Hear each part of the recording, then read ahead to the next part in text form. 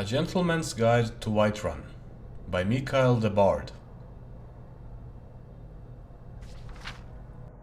Welcome, good sir, to this indispensable guide. Within these pages, I, your humble author and guide, will describe to you the great city of Whiterun, the jewel of the North. Whiterun offers numerous diversions for the man in search of adventure, fortune, and companionship, whether for a night or for a lifetime. The city is graced with not one but two worthy taverns, and there are maids and wenches aplenty.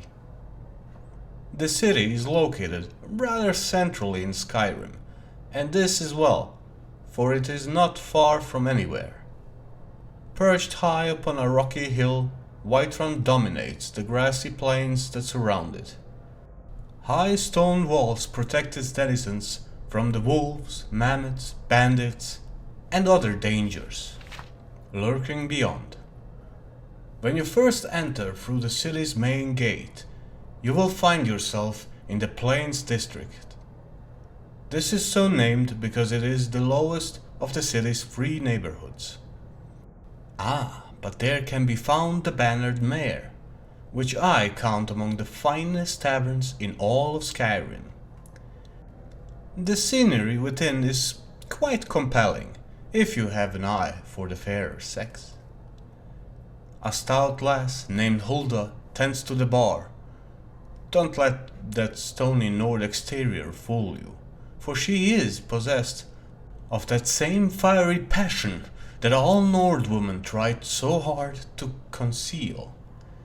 Sadia, the barmaid, is an exotic Redguard beauty.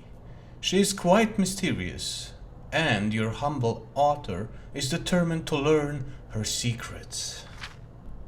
Outside the Bannered Mare is a modest marketplace, and here is where I found true love. Though I would never deter a fellow hunting hound from the chase.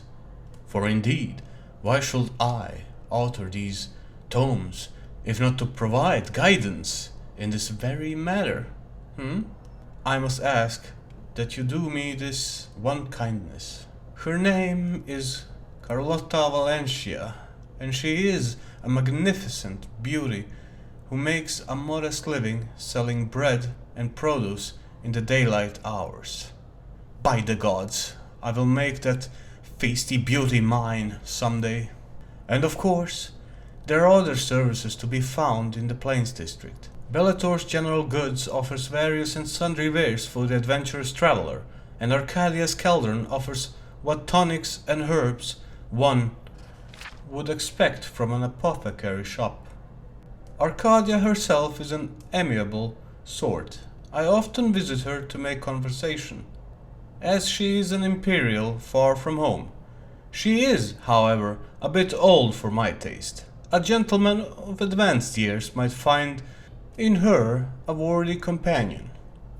Should you need your blade sharpened or your armor hammered, War Maidens offer smithing services very near to the main gate. The smith is a pretty imperial named Adrienne Avenici, but she is married to a great bulking brute named Ulfberth Warbear. Adrienne is quite fair, but I should not want to find myself being introduced to the keen edge of that husband's war axe. If married ladies are your preferred sport, then have at it, but don't say that you weren't warned. Near the smith is the Drunken Huntsman. Here, some of the wealthier gentlemen gather to share both drink and rumors of the wide world. If you prefer a more distinguished class of company while you sip fine wine, you'll be well at home here. Of the Wind District, I have little to say. Most of the buildings in this second tier of the city are residences, though there is also a temple of Kynareth and Yorskar, the mead hall of the companions.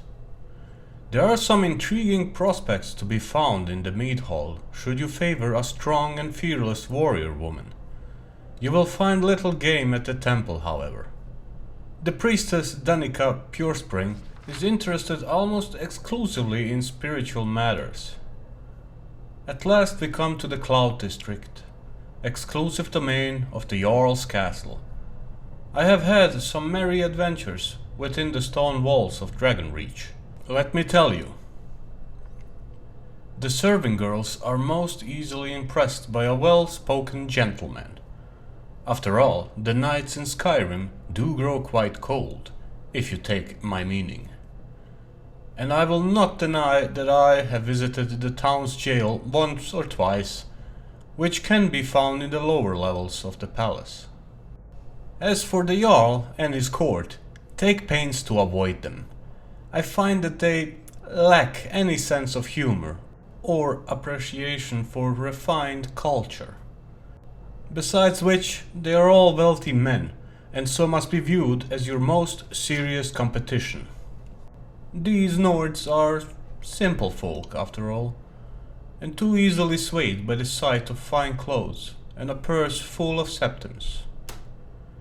Now I will conclude this work by wishing you great success in your pursuit of woman and wine. Spare a moment in your reveals to think of me, your humble author, and the risk I have taken to bring you this most thorough report on all things of interest to the discerning gentleman in the grand city of Whiterun. Ah, but I will not lie and say that it was all a hardship. After all, who could want to sleep alone in such a cold and hard land as this? Not I.